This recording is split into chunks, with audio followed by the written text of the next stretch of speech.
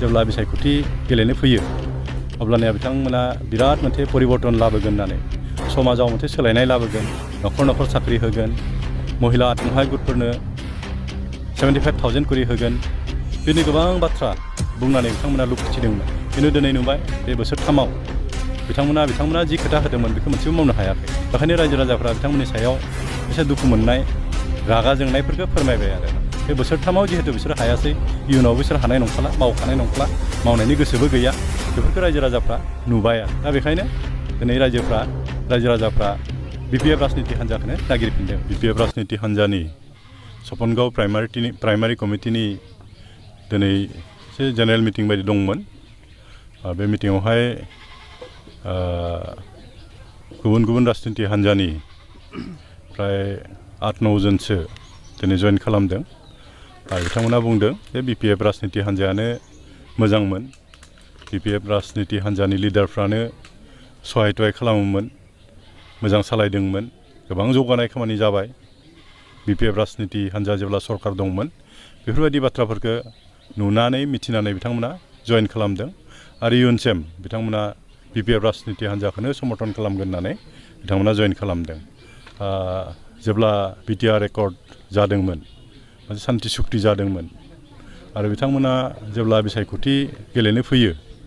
अब्लानिया बिथांमोना बिराद मोनसे परिबर्तन लाबोगोन होननानै समाजाव मोनसे सोलायनाय लाबोगोन न'खर न'खर साख्रि होगोन महिला आत्महाय गुटफोरनो 75,000 करि होगोन बिदिनो गोबां बाथ्रा बुंनानै बिथांमोना लुबैथिदोंमोन खिन्थु दिनै नुबाय बे बोसोरथामाव बिथांमोना जि खोथा होदोंमोन बेखौ मोनसेबो मावनो हायाखै बेखायनो रायजो राजाफ्रा बिथांमोननि सायाव एसे दुखु मोननाय रागा जोंनायफोरखौ फोरमायबाय आरो बे बोसोरथामाव जिहेतु बिसोर हायासै इयुनाव बिसोर हानाय नंखाला मावखानाय नंखाला मावनायनि गोसोबो गैया बेफोरखौ रायजो राजाफ्रा नुबाय आरो दा बेखायनो दिनै रायजो राजाफ्रा बिपिएफ राजनिति हान्जाखौनो नागिरफिनदों जे बिपिएफ राजनिति हान्जानि दिनावसो जों फिसाब्लाबो माबा मोनसे मोनोमोन खिन्थु दिनै इउपिपिएलनि दिनाव इउपिपिएल सरकारनि दिनाव जों जेबो मोननो हायाखै बेखायनो बिथांमोना लोब-लोबहै ओंखारना फैदों बिपिएफ राजनिति हान्जाखौ मोजां मोननानै बिपिएफ राजनिति हान्जानो सरकार बानायफिननांगौ हाग्रामा महिलारि बिथाङानो चिफ जाफिननांगौ ओरै होननानै बिथांमोना ओंखारफैदों आरो जइन जाफैदों आरो जायफोरा देरहाना थांनाय व्यक्ति बिथांमोना रायजोनि प्रति रायजो राजानि प्रति जिथु दायबद्धता बेनो बिथांमोननियाव गैया होनायनि इच्छा गैया इच्छा थायोबाथ' होनो हायो सहाय खालामनो हायो मानोथो एमएलए जादों मानोथो इएम जादों मानोथो एमसिएलए जादों जुदि दुखिया सासे मानसिखौ जुदि एसेबो जुदि सहाय खालामनो हायाब्ला सरकारनिफ्रायबो होनो हायाब्ला बिथांमोना दायित्वखौ पालन खालामनो हायाखै आंथ' बेखौसो बुंगोन आरो बिथांमोना मावनायनि इच्छा गैया आरो दायित्व पालन खालामनो हायाखै आरो दा बेखायनो बिथांमोना बे दुखिया मानसिफोरनोबो एसेबो अनसुंथाइ बिथांमोना होनो हाया बा होआ बेखौथ' आं बुंनो गोनां बाथ्रा नङा रायजो राजाफ्रा नुखागासिनो दं मिथिगासिनो दं दा बेखायसो जोंनि बिपिएफ राजनिति हान्जायाव हाबफैदों दा बिथांमोनासो साख्रिबो होनो हायाखै थार्ड ग्रेड फर्थ ग्रेड साख्रिखौ हाग्रामानि दिनाव आंनि गथ'आ मोननो हायाखैबो जानांगौ नोंथांनि गथ'आ मोनाखैबो जानांगौ खिन्थु सोरबाथ' बिटिसिनि गथ'फ्रानो मोन्दोंमोन ना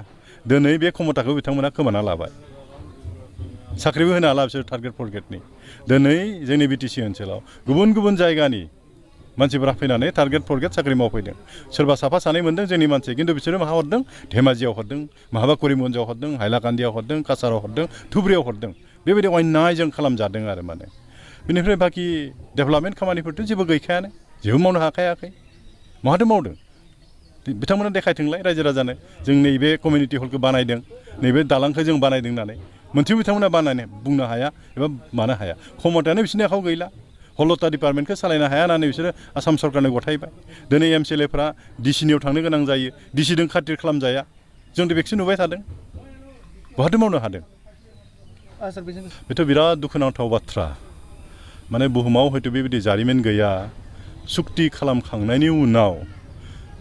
सिगनेटरिसफ्रा आरो जेलाव हाबना थानो गोनां जानाय खिन्थु बे एकदम मोनसे जारिमिनाव गैयि घटना जों नुनो मोन्दों आरो बिटिआर सुक्तिया मोनसे सान्ति सुक्तिमोन जोंनि बिटिसि ओनसोलनि एबा बर' रायजो राजाफोरा मोनसे सान्थि जोंनियाव नांसिगौ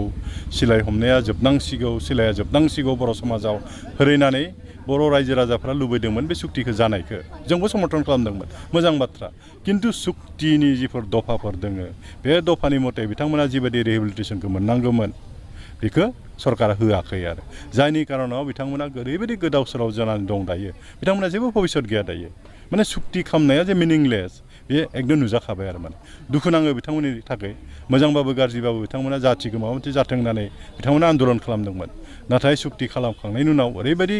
दुखुथिया बिथांमोना जाबाय गोदाव सोराव बिथांमोना जाबाय बिथांमोनखौ रावबो नायफिननाय गैला आरो बे सरकारनि दायित्वमोन आरो माने प्रमद बर'नि बे दायित्वमोन आरो माने बिथांमोनखौ एसे नायनाया बिथांमोननि भबिष्यत परियाल दं बेफोरखौ नायनाया बिसोरनि दायित्वमोन आरो